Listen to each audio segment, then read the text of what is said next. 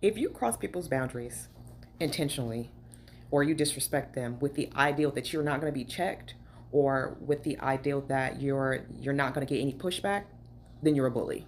And if you cross people's boundaries intentionally or disrespect them on purpose in order to get some pushback, you're just toxic. There are two different types of people in which one you need to use your darkness with or your shadow side with, and one that it would be much more beneficial if you were to alchemize the darkness into light and use a peace situation with. Because the bully doesn't think that there's anyone that's going to overpower them. So you have to show them the darkness. And then the toxic person wants to see the darkness. And so you show them the light.